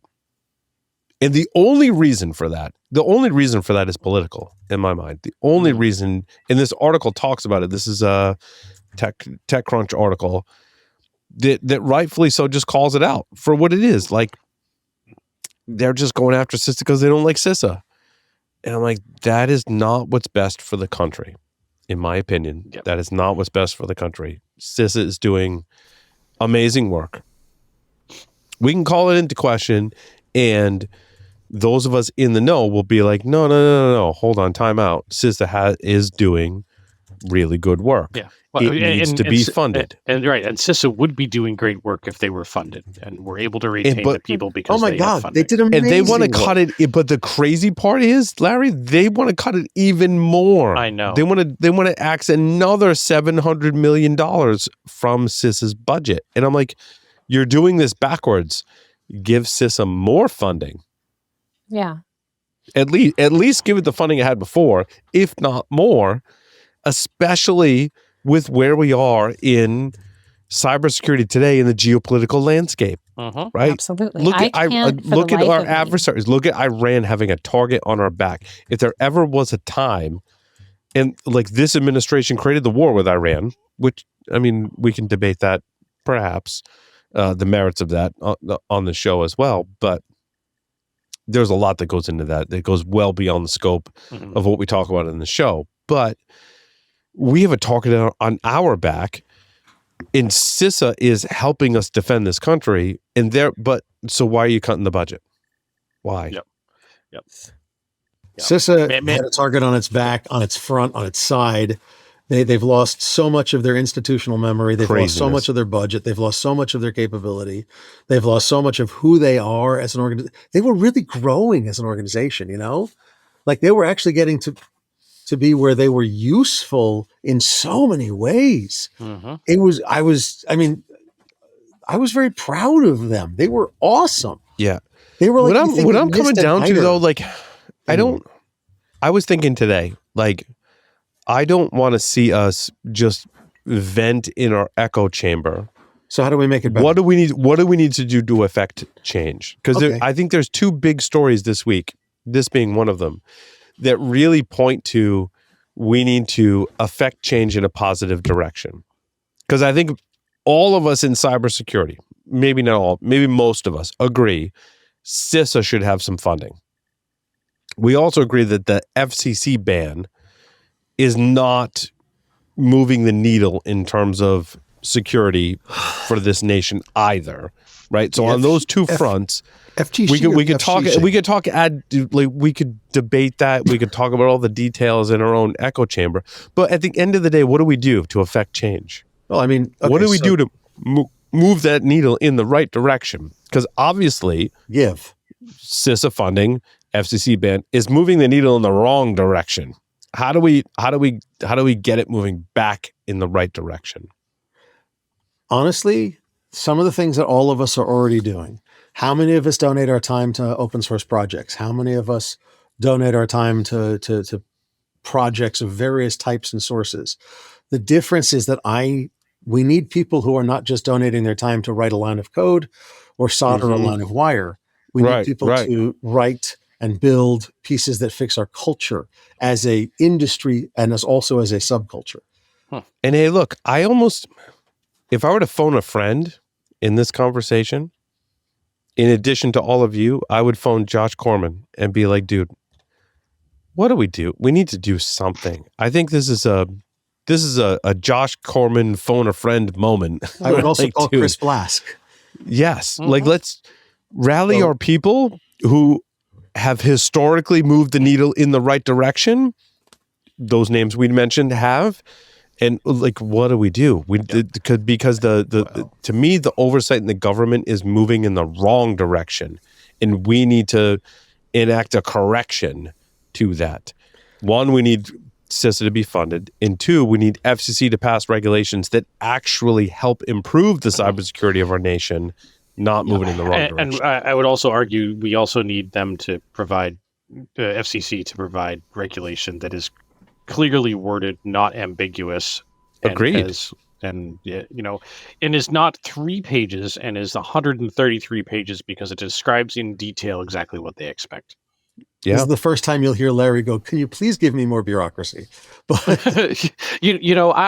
I've been saying this for a couple of years now that, Paul, when we started this podcast, I think we were very much, we were the punk rock anarchy, like anti-government, anti-establishment, like Rage Against the Machine, anti-disestablishmentarianism, whatever that big long word is, right? But like government regulation in my cybersecurity, get out. And now we're like, can we have more regulation, please? I would like another. Smart regulation. I would like another regulation. Bad news for you. You are the establishment now on the commercial side of things. Anti-disestablishmentarianism. I mean, let's be honest. I want to go back to the punk rock days. I think the government has proven that they cannot be the repository of facts and good judgment. It's just not possible for them because they wildly move from fantasy into reality randomly with elections. I think things like the CVE list and the KV list need to be maintained by a private organization. Well, not the government. It's not a bad. I don't know. I just started a nonprofit. I'm on the fence. I hear where you're coming from, Sam. Like, if we privatize things, we have more control potentially, and put ourselves in a better position to enact change. But real change is enacted by the federal government. And so there needs to be factions or a faction within cybersecurity that's pushing us towards smarter, common sense legislation. We need to be part of the conversation, not just reacting to the conversation and the mandates by the government. And how do we do that? And again, I turn to folks like Josh and others, Josh Corman and others and Josh, you too, like, thank you. How do we get things done? How do we push the needle again in the right direction instead of the wrong direction? How do we do that? Let's go do that. open source projects that go far beyond the technology. I just joined. Some of it is lobbying too. I think there's I think there's a a lot. lobbying thing. There's This an goes- education for to me, the FCC ban is a direct result of legislation or guidelines and mandates that are a direct result without guidance from subject matter experts. And we as subject matter experts need to insert ourselves in the conversation and be able to explain that. We need to go in front of Congress. We need to educate the legislators and be like, look, Okay. this is not going to help. This What is going to help is this. It's XYZ. You really want us to be more resilient to protect our consumer routers against Russia and China. Here's how you do that. We all know that. Collectively, as a cybersecurity community, we know how to do that, but the message is being lost. And there's at least 3 stories I started at the top of the show where I'm like, the FCC ban would have no impact on this, and this is going to continue to happen 100% because we're not passing the right legislation. We're not enacting the right. It's this carrot versus the stick, right?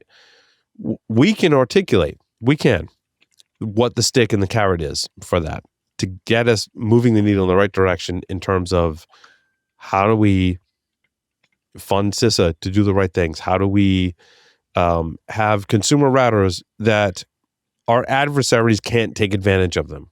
We know how to do that. We do. There's just it's a lack of communication right now. And I think beyond that, I want to go back because this is something that's very strange to me. Now, I haven't been in this industry for 20 plus years, as many of our friends have been.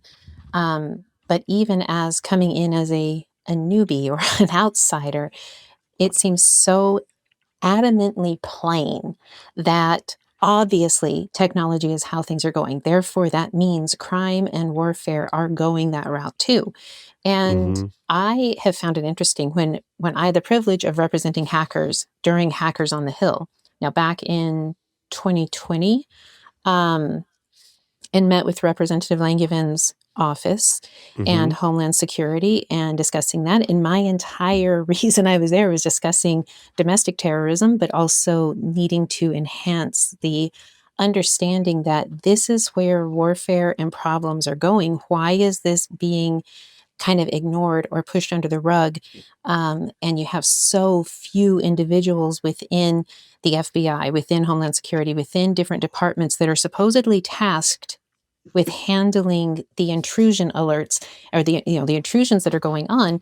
And yet, I mean, at that time, I think there were 180 FBI agents for the entire country that were covering any of that. And I only use that as a symbol of how in Hades does the administration not go, this is where we have to figure out how to have a better legal structure to name what is going on cybersecurity wise. And then last year, tying into what you're saying about the training, and I forget right now the office that I met with, I'm so sorry, I can't remember her name right now, but it was specific to how do we establish a West Point-like education center that is specifically geared only toward cybersecurity and cyber warfare operations from the ground up. That was the only discussion and what they wanted our feedback on. That was the thought. And really? why is it? Yeah, that was literally what we were talking about. And I go, I am more confused by the gap in general consciousness of that. This is obviously critical. Now, we're talking, that was 2020, 2019, 2020, last year. I've discussed the exact same thing on the Hill on these items, and yet it seems like it just is shoved aside. It just kind of gets pushed down, even though all of warfare and criminal stuff is going toward technology like this, and that supersedes any country borders. Did you guys read the Bob Ruda's article? Yes. The Great American Router That Doesn't Exist? Yes. That was a brilliant article, and It summed up. Bob summed up everything right that we said. Is that in very early on? Is it here? Or Oh no? my god! I'll give you guys the link. Hold on. I think I had it in my show notes from a couple weeks ago, and I deleted it because it's now like 3 weeks old. But yeah, it's Oh, but it is. there it is, yeah. It is so great. Josh, It's everything we said. Check your signal. Everything we said. Yep, absolutely. But yeah, yeah. I had articles about that. Hold on. One of those was Mongoose. Larry, are you familiar with Mongoose? And not the bicycle that we grew up in the 90s riding Mongoose bicycles. Again, dating. Us, yeah. I think this is this the one that I think it is? Clue me in here, because I think this has been a bunch of stuff.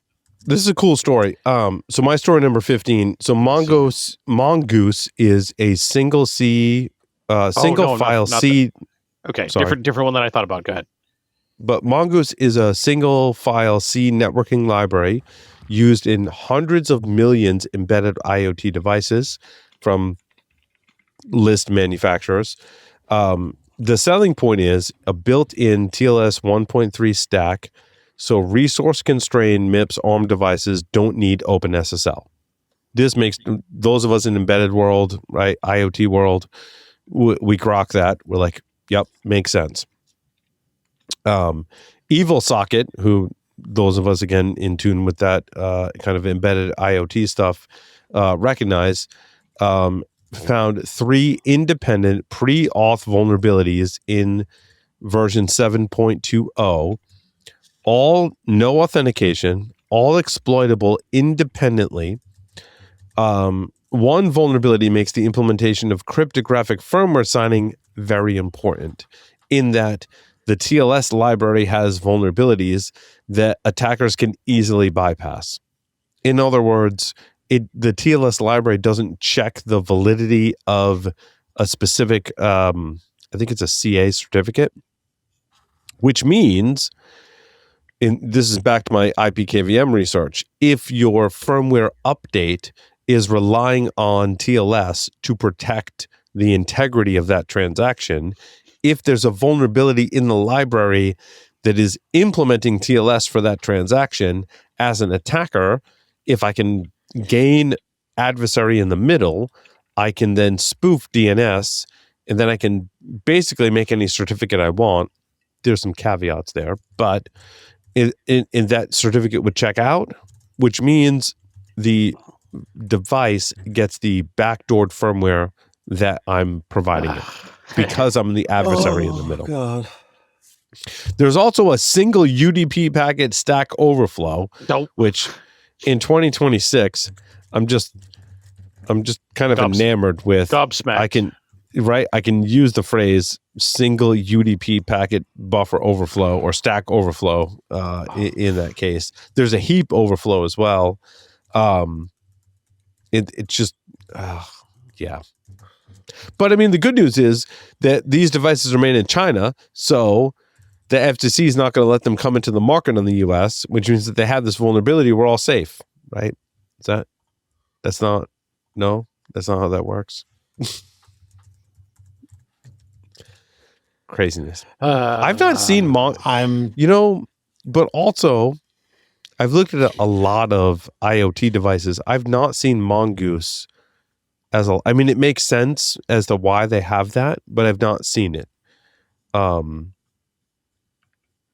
Larry, I don't know have you seen Mongoose on? I have not. It does not ring a bell at all. Yeah. But now I'm going to go look for it.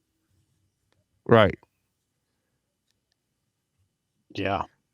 The Great American Writer Doesn't Exist article, by the way, is so fucking awesome. It's not even funny. Dude, Bob's article is... Now, I will Bob tell Brutus, you, a guy I know actually sent me a link. He's now started a company, buildmearouter.com, I think it is. Yeah. Buildarouter.com? Buildmearouter.com. Yeah, you mentioned this. Yeah. I believe it's build. So one question I had, on the FCC router ban, I was like, wait, Maybe not. if I'm a manufacturer and I make a router and it doesn't have RF capabilities on it, it's Ethernet only, right? Basically it's a single board computer with 2 or more Ethernet interfaces on it and a CPU and RAM and all that stuff, and I can put whatever software operating system like Linux right on it. Do I have to, if I'm a foreign or not manufacturer, it doesn't matter, right? Just describe the hardware again really quickly. Sorry. So I'm a manufacturer, country independent. I'm a manufacturer, just US, describe the hardware. Describe foreign, the whatever. Hardware. Has more than one Ethernet interface on it. No RF capability, no Wi-Fi, no Bluetooth. What does the FCC have to do with that? Radio communications. Do I still need to seek permission from the FCC in order to sell that in the US? The answer I got from Claude Sonnet 4.6 was yes, because they still need to validate that there's no radio frequency. Not even that. So Josh, the FCC fact sheet that they put out is so ambiguous, right, that it doesn't specify what a consumer router is. Back to Josh's argument about a TV as a router. IPv forward equals 1, right? And did I show you? I forget. Did I show you guys how they had to actually update their FAQ about this? No. Oh, they had to update their FAQ. The FCC did. They had to add into the FAQ that a cell phone with hotspot capability is not a router, because you know what it's doing? It's routing packets. Yep. And it has RF capability, doesn't it? It has Wi-Fi. It has cell phone. It has WTF. So, and this is a part of the problem with this is that the FCC is arguably, in my opinion, exceeding their mandate.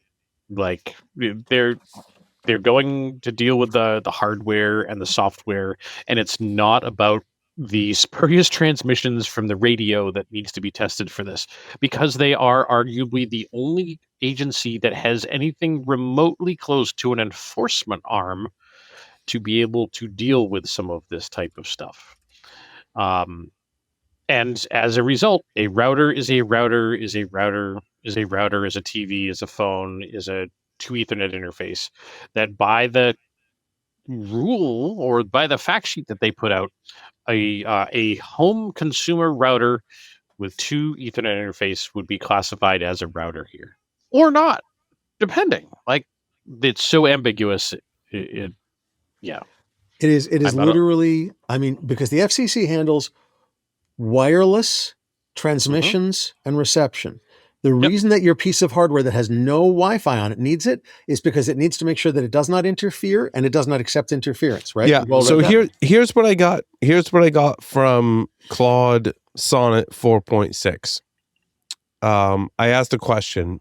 If I make a network device that does not have any RF capabilities, for example, a network switch or computer with no Wi-Fi or Bluetooth, do I need US FCC approval? What Claude told me was, yes, but the requirements are much lighter than for RF devices. A wired-only network switch or computer is classified as an unintentional radiator under the FCC Part 15, Subpart B, and still must demonstrate it doesn't generate harmful electromagnetic interference before being sold in the U.S. Yeah. But to that point, it does not have to obtain a whole bunch of FCC test reports, and it does not have to obtain an FCC identifier. The only devices that need FCC identifier and are subject to those same rules are devices that transmit. If you are a receiver, you don't have to have an FCC ID at all. You just need to list that you are meeting the FCC. Part 15, part 15. Yeah. That you don't. But if I hold on, if I make a single board computer with 2 Ethernet devices on it, Do No I Wi-Fi. need to submit that? No Wi-Fi. Do I need to submit that to the FCC in order to sell it in the U.S.? But yes, if it is marketed as a consumer router. Now, because of the ban. Yes. Now, is that Right. new? Is that Yes, new? That's because of the that's ban. the FCC ban. If it is Okay. if it is Okay. marketed as a consumer router, then 3 months arguably, ago, yes. you could have just said, stamp it with, does it cause interference or receive interference? No, stamp it, sell the fucking thing. Excuse my language. Yeah. But now, Now? the FCC is saying we're going to be the gate. Because You somebody at cannot. the FCC said a consumer router has it's a Wi-Fi router. That's what's on my living room, cabinet. It's a Wi-Fi router. I plug a line into it and it sends Wi-Fi.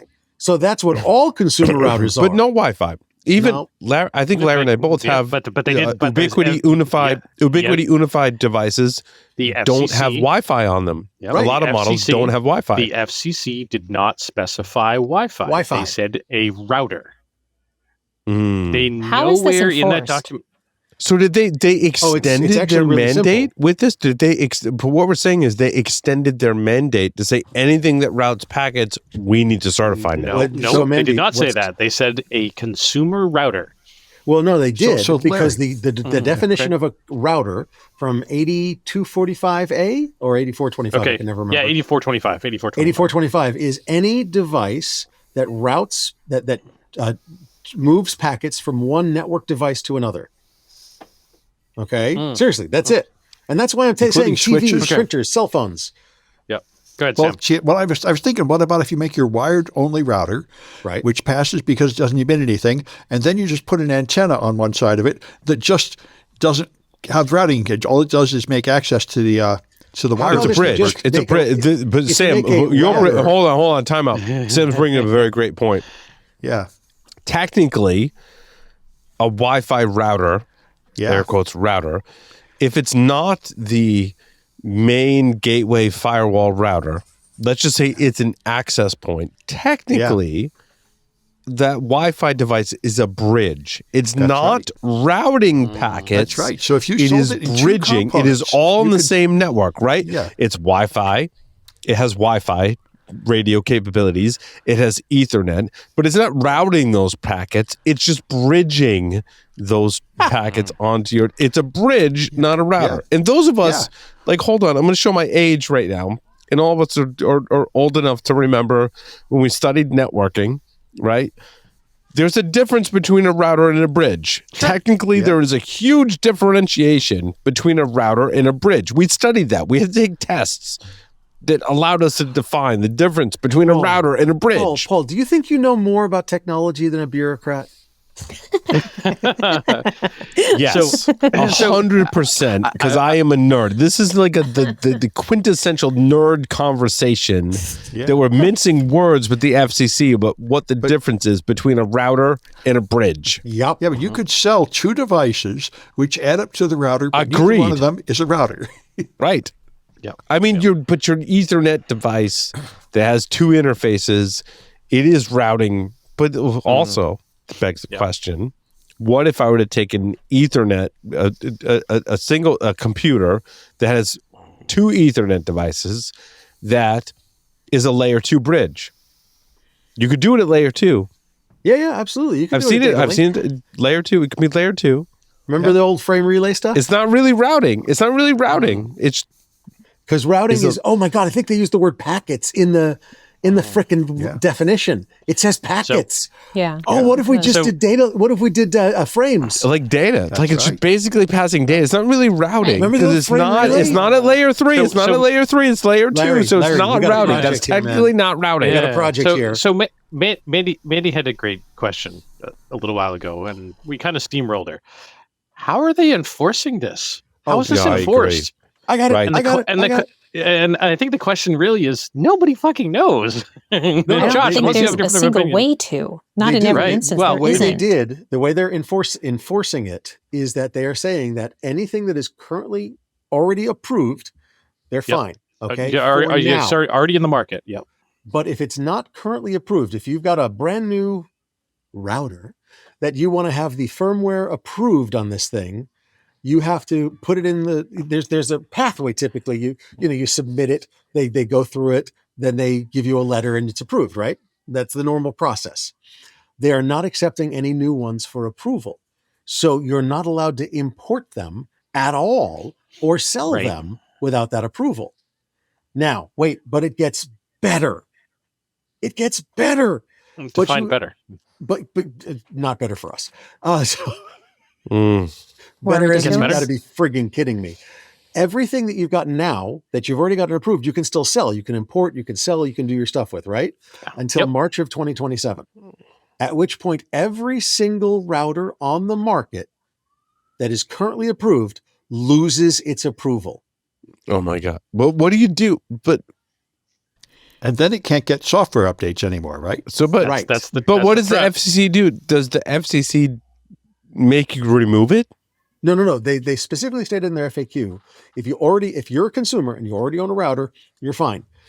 However, you may not get updates.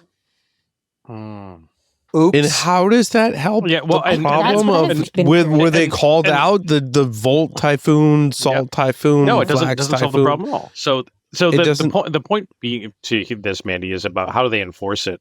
Is that the FCC has the right to create the named entity list, and if you are on the named entity list, you cannot import your products into the United States. It's like a it's a ban at the border effectively.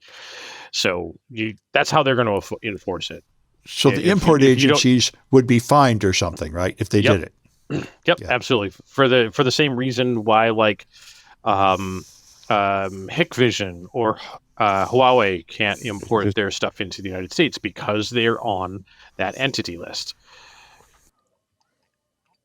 Because they're a threat to national security. So that is ultimately how they will enforce the prevention of sale of these new devices into the market. And also, I'd say that it's again a little wishy-washy. If you're on that entity list and you're not allowed to sell your products in the United States, that means you can't offer software updates for current devices. And I think that's where they're getting that arm for that part too, Josh. Oh my God. It's so, oh my God. Wait, This is Paul, effectively, I'm going to be really Yeah. clear on this. Mandy? This is, give me one quick second, Mandy. I apologize, Yeah. but I've got to say this. This is effectively how to destroy consumer security around their internet access. Mandy, please. Paul, I want you to go more nerdy with me because part of my question from last week was, again, going to that it's the packets being passed. And with your love of ESP32, your experience there, what is the one that's a step down? Is it ESP like 8550 or 8266. 8266? Yep. Yeah, but So they're would still that qualify? passing packets. No, Yeah, it depends on Well- what they're passing. A packet is a layer 3 from the network layer. If you want to do frame relay, you have to do data link layer, which is possible. Layer in 2. Layer 2. Yeah. Layer 2. Yeah. Didn't I say that? I'm so sorry. You said data link. Yeah. Either way. Which is the layer 2. Yep. Just clarifying. It's the same thing. Um, If a rose by any other name smelled like a packet, would it still be a packet? Yes. But Yes, to it would Mandy's be. point, if you look at Raspberry Pis, ESP32s, they would all fall under this mandate, right?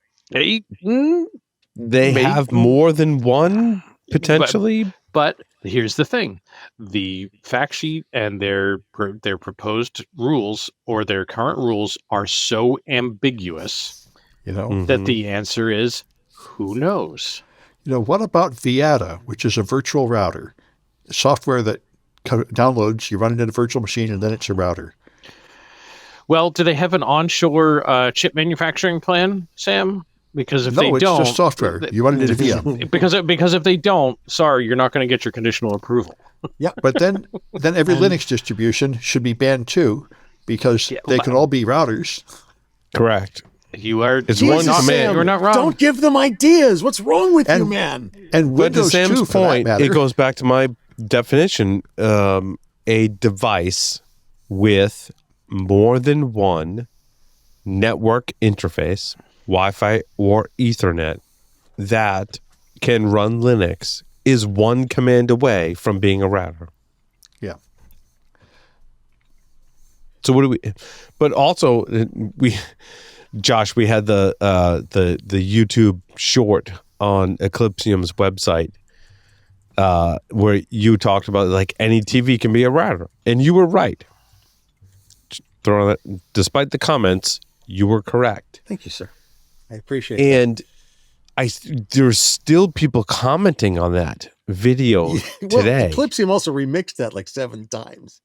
There's like oh my God. 4 or 5 because it's so popular. And people are like, you suck. And I'm like, yes, it's unbelievable how we can construe this definition of what is a router. Because and again, to me, it's if a device can run Linux and it has one or more than one Ethernet interface, it is one command away from being a router. Yep. So what in the comments pointed out, well, I bought a motherboard, and those of us that build computers are like, well, my motherboard that I bought, it had to put a whole bunch of other stuff in it, but the motherboard itself has Ethernet and it has Wi-Fi. And if I put Linux on it, once I build it, it can be a router. 100%. Yep. Right.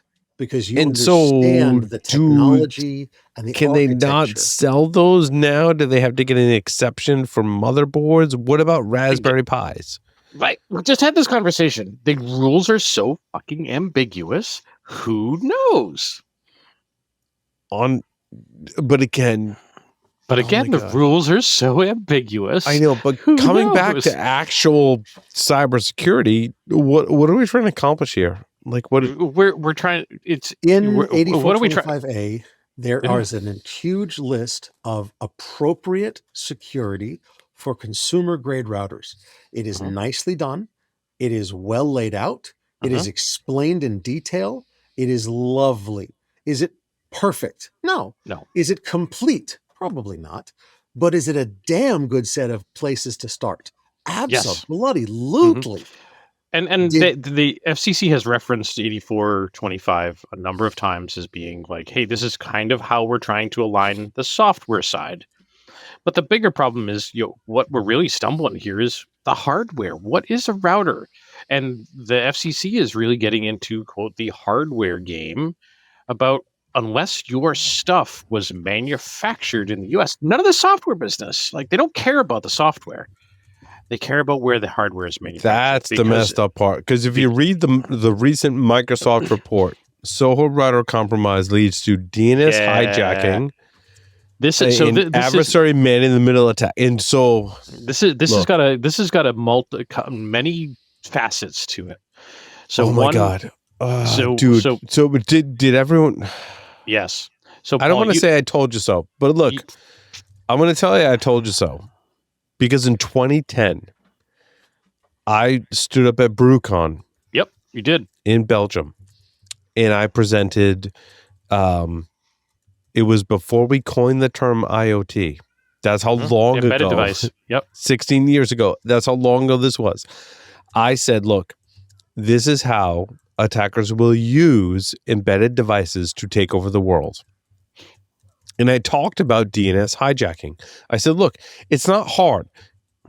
16 years ago, it's not hard for adversaries to go, what model router are you using in any particular country? Let me compromise that. And the only thing I'm going to do as an adversary is I'm going to change your DNS. Yep. I'm going to control your DNS. And I've heard other podcasts that kind of downplaying this. And I'm like, you're wrong. By the way, if an attacker can compromise a router and can control DNS, they can control everything that you do. Yep, super simple. So this is simple. This is fascinating because one, we've got your story number 12. Soho router compromises leads to DNS hijacking. Yep. We had one from Sam. Thousands of consumer routers hacked by Russia's military. A bunch of end of life routers, and then you tie that to Operation Masquerade and some of the stuff that happened like 2 weeks ago with AV Recon.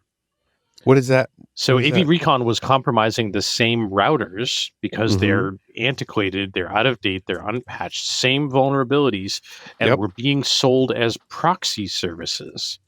Yep. And then they took down AV Recon. So these are all so intermeshed. But the crazy part is that Operation Masquerade, the one that came out today, Operation Masquerade was an FBI, CIA, no, NSA, FBI, NSA joint action that basically said, hey, we've got all these routers that are being hacked. AV Recon, these Russian DNS type of stuff. It was really focused Russian DNS stuff.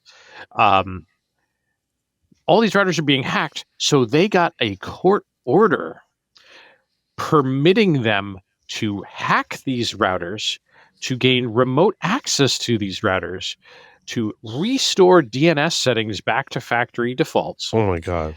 to knock the adversaries out of the routers, and then provide out-of-band third-party patches to these routers. Holy crap. Benevolent hackback? Yes. They got a court order to be able to hack the routers, to fix them, to knock out the adversary, and then to provide third-party patches. And it took so long is because the third-party company that was developing the third-party patches had to test them extensively so that no one would lose internet access. You know what's crazy? That is fucking wild. You know what's crazy? I talked about that exact same attack 16 years ago. In that same talk. In that talk, I talked about how there were routers that were deployed in Mexico that were being hacked by threat actors that changed the DNS settings in Mexico to steal banking credentials. Like 100%. The same attack. Same attack. I predicted. I did. I predicted it.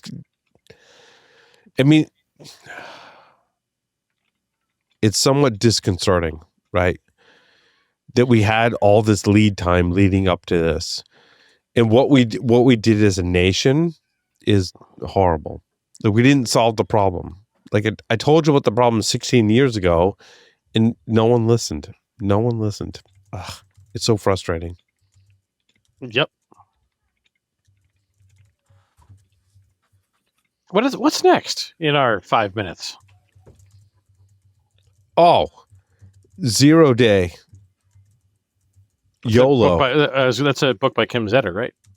No, not Blue Hammer. Hold on. Angry hacker drops Microsoft 0-day exploit. Yeah, what story is that? You're number 5. It's funny. I almost brought that too. And we didn't even talk about Mythos. Weird. We talked about Mythos earlier. I mean, a little bit. A little bit. We didn't. Yeah. I thought I had a write up on this one. Is that blue? Was it Blue Hammer, Paul? It was no. 5. Yeah, Blue Hammer. Yeah, it's your story number 5. Yeah. April 3rd, a security researcher going by Nightmare Eclipse, Chaotic Eclipse, dropped a working 0-day exploit called Blue Hammer on GitHub.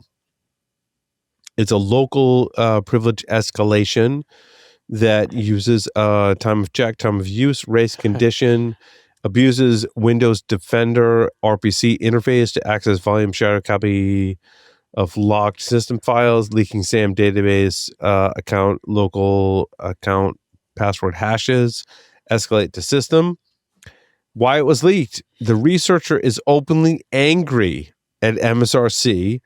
They privately reported the issue. Frustrated by MSRC's handling, decided to release the proof of concept. This is the like throwback to like 20 years ago, right?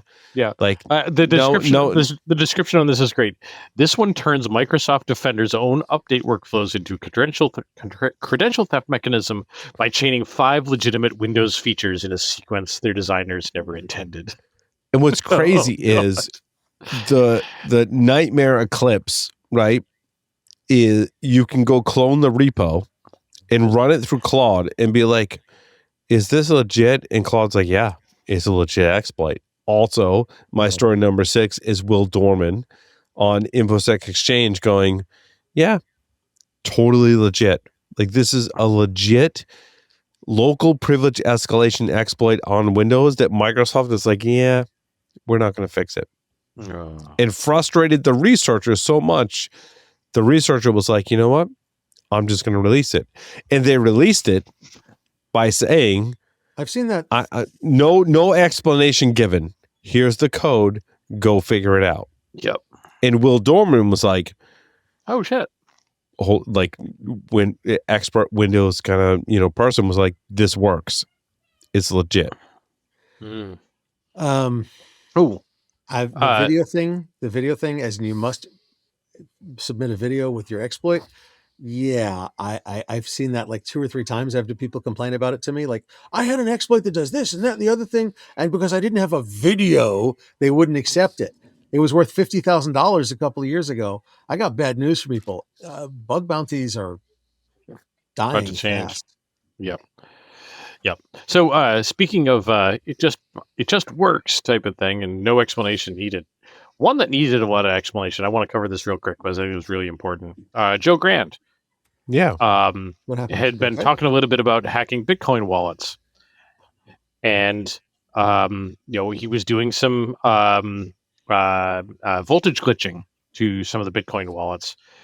And ultimately, he did a lot more research, and he was able to upgrade to EM glitching.